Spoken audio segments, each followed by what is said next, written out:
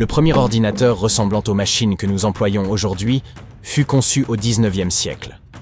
Cela paraît déjà plus ancien que vous ne l'auriez imaginé, mais un prototype encore plus ancien existait. La machine d'Anticythère fut mise au point par les Grecs il y a plus de 2000 ans. Plus d'un siècle après sa découverte, les scientifiques semblent enfin avoir élucidé son mystère. Des pêcheurs d'éponges mirent accidentellement au jour le mécanisme d'Anticythère au fond des eaux entourant l'île grecque, du même nom, au tout début du XXe siècle. Il faisait partie des nombreux trésors d'une épave de navires marchands grecs, ayant probablement pris la mer vers l'an 60 avant notre ère. On y trouvait des statues de marbre, des bijoux, de délicats bols en verre, de riches meubles, ainsi qu'un mystérieux appareil. Son boîtier, constitué d'un amas corrodé de métal, était de la taille d'un grand dictionnaire. Ignorant sa nature, les plongeurs l'emportèrent au musée archéologique d'Athènes. Quelques mois plus tard, le bloc se désagrégea, révélant un véritable joyau d'ingénierie. Il comportait au moins 30 engrenages, ainsi que les traces de nombreux autres disparus. Le mécanisme demeura ignoré pendant 50 ans avant que les historiens ne reconnaissent son importance. Les experts qui l'examinèrent conclurent qu'il s'agissait d'une machine astronomique d'une complexité prodigieuse datant de plus de 2000 ans.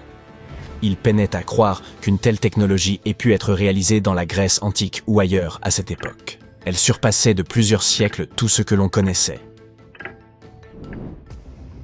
Au fil des décennies, divers scientifiques tentèrent de percer les mystères de cet appareil hors du commun, recourant aux rayons X, à la tomographie et à d'autres instruments de pointe. Certains pensaient qu'il s'agissait d'un outil de navigation ou même d'un engin capable de voyager dans le temps.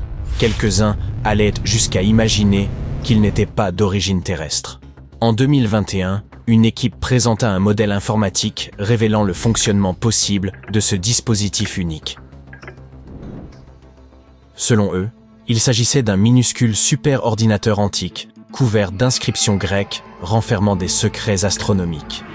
Les Grecs l'auraient sans doute utilisé pour suivre les positions du Soleil, de la Lune et les phases lunaires à l'aide d'une bille semi-argentée. Reproduire le mouvement lunaire dans le ciel est extrêmement complexe.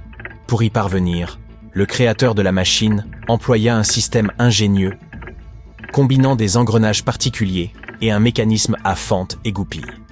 Ces engrenages, dits épicycloïdaux, fonctionnaient de concert de manière sophistiquée, tandis que la fente et la goupille permettaient d'apporter de subtiles variations au mouvement lunaire.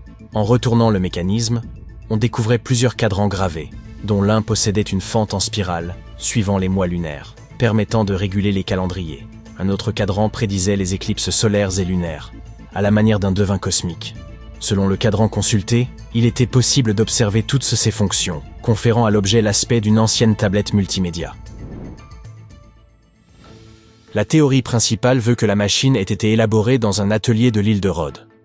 Il pourrait s'agir d'une commande prestigieuse destinée à un riche client du nord de la Grèce, ce qui expliquerait sa présence sur le navire marchand. Certains en attribuent la conception à Archimède, mathématicien et inventeur légendaire.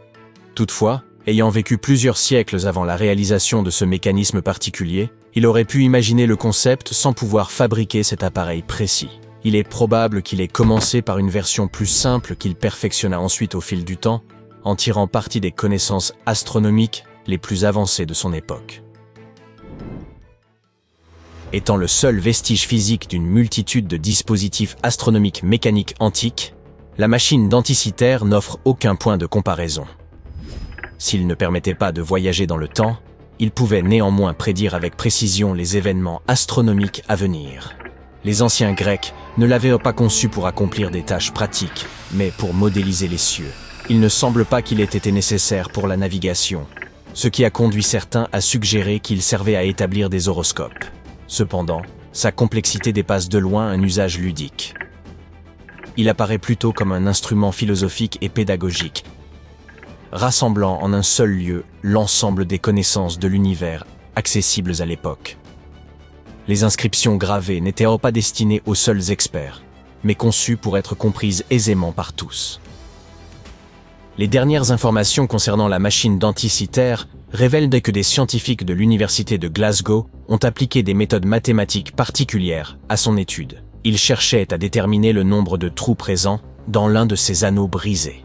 Leurs travaux ont fourni de nouvelles preuves, selon lesquelles une partie du mécanisme servait probablement à suivre l'année lunaire grecque. Dans un article récent, les chercheurs ont précisé que l'anneau comportait probablement 354 trous, correspondant au calendrier lunaire, et non 365, comme le calendrier égyptien. Cette étude s'est en quelque sorte inspirée d'un YouTuber qui avait collecté des données sur la machine, en tentant de reproduire l'anneau du calendrier et en cherchant à en déterminer le nombre exact de trous. Pour élucider ce mystère, les co-auteurs de l'étude, les professeurs Graham Wan et Joseph Bailey, ont eu recours à une méthode mathématique singulière, appelée analyse bayésienne.